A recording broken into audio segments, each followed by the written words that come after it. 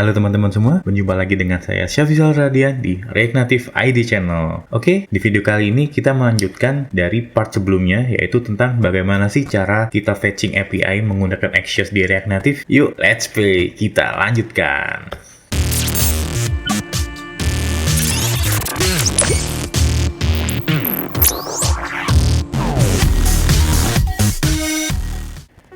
Oke teman-teman, mari kita lanjutkan. Nah, di video sebelumnya kita telah melakukan fetching API. Di sini kita ulas lagi. Jadi untuk fetching API kita tinggal membuat suatu function async await di sini. Karena si Axios dia menggunakan promise base, kita tinggal menggunakan di sini saya menggunakan try dan catch. Kemudian di sini kita tinggal membuat konstanta respon, kemudian kita await dengan menggunakan axios.get. Di sini tergantung metodenya. Jadi kalau kita menggunakan metodenya get, kita tinggal axios.get. Kalau post dia axios.post. Jadi seperti itu. Dan kemudian kita ikuti dengan targetnya, link targetnya di sini kita masukkan. Kemudian setelah itu koma dan dilanjutkan dengan params, header dan lain-lain. Nah, di sini karena kita tidak ada header, API yang kita gunakan hanya menggunakan params.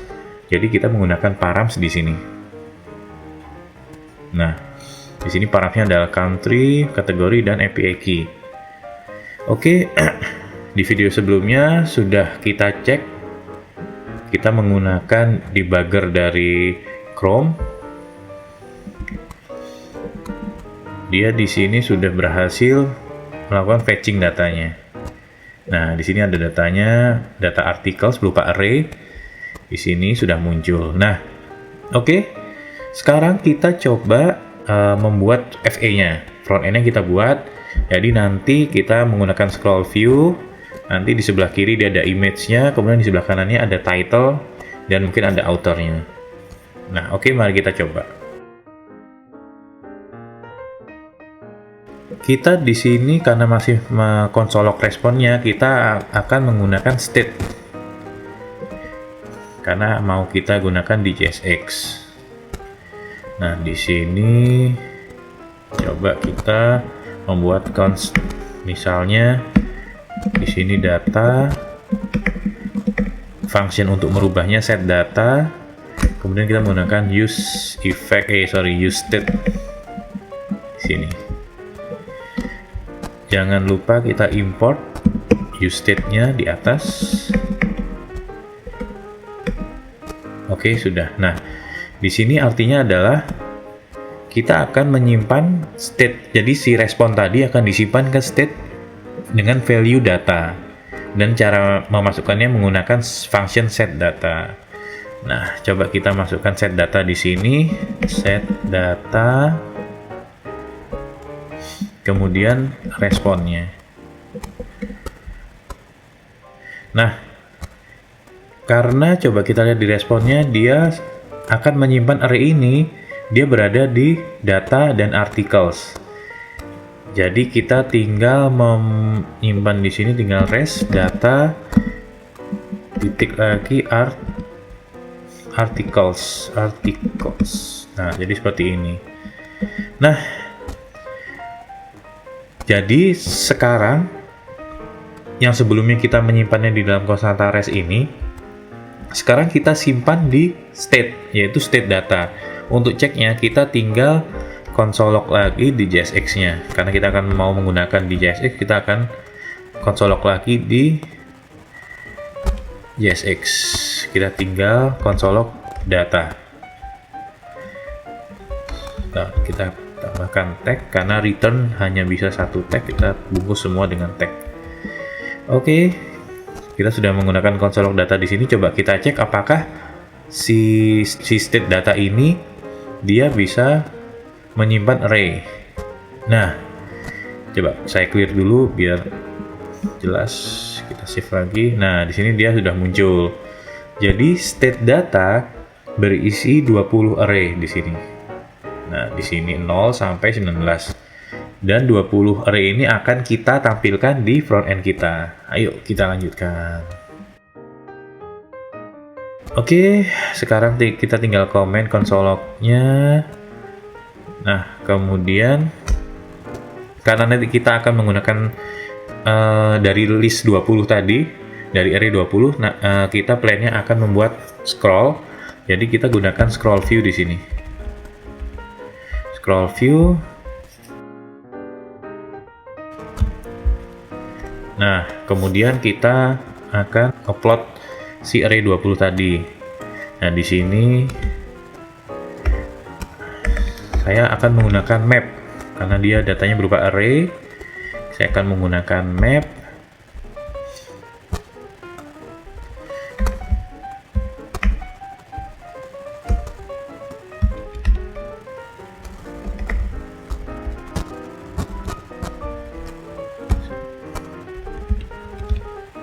Nah, oke. Coba kita format dokumen di sini. Nah,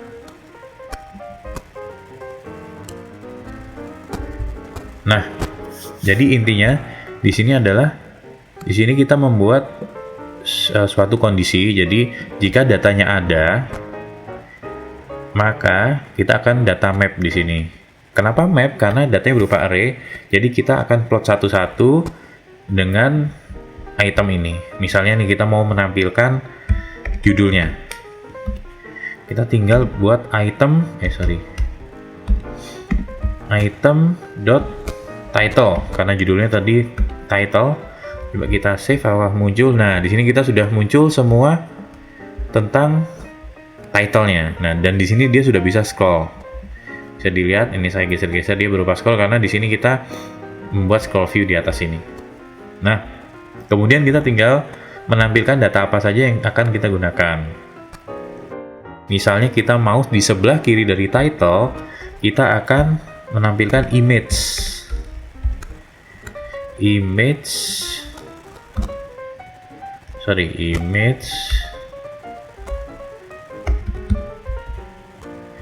source-nya. Nah, coba kita lihat. Dia source-nya adalah URL to image. Kita tinggal copy di sini. Di sini ada alamat linknya.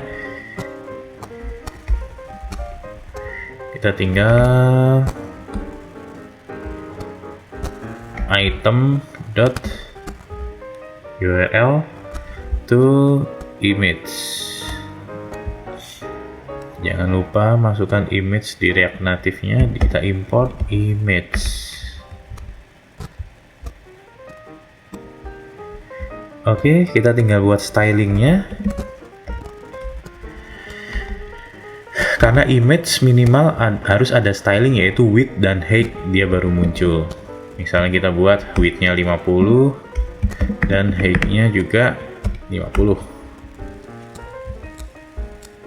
Nah, di sini sudah mulai muncul image-nya. Nah, jadi seperti itu. Nah, mungkin kalau dirasa image-nya terlalu kecil, kita tinggal besarkan lagi, misalnya 100, height-nya juga 100. Nah, di sini udah mulai besar. Oke, misalnya kita ingin title-nya ada di sebelah kanannya si image, kita tinggal bungkus lagi menggunakan view, yaitu image dan teks ini kita bungkus dengan style flex direction. Karena jika kita ingin membuat suatu elemen dia kanan dan kiri, kita menggunakan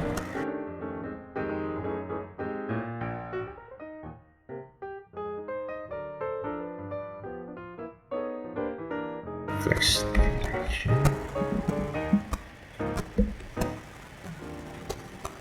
row.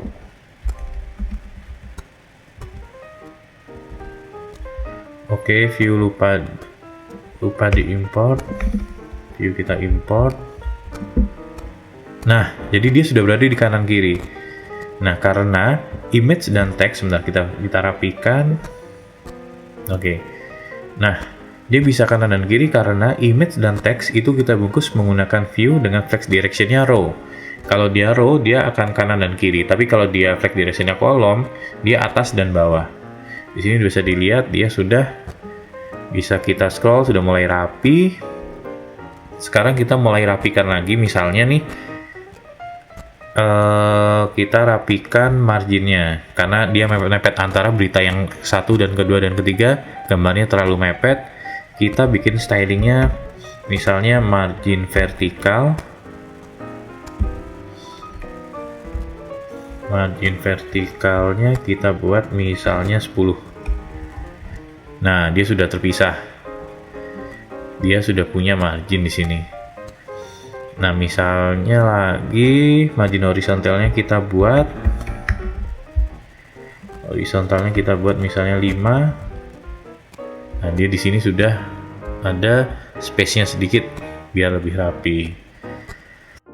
Oke, kemudian misalnya nih kita di teksnya di bawah title kita ingin menambahkan apa? Di sini datanya selain title dia misalnya ada authornya, jadi kita mau nampilkan siapakah penerbitnya gitu. Nah, kita tinggal bungkus lagi titlenya menggunakan view karena kita pingin dia atas dan bawah. Kita tinggal copy item.author. Nah, di sini sudah muncul. Ini adalah authornya. Nah, cuman belum rapi. Coba kita rapikan menggunakan styling. Kita bedakan misalnya title-nya mau kita buat dia bold. Stylenya font weight-nya kita buat bold. Nah, si title-nya dia sudah tebal.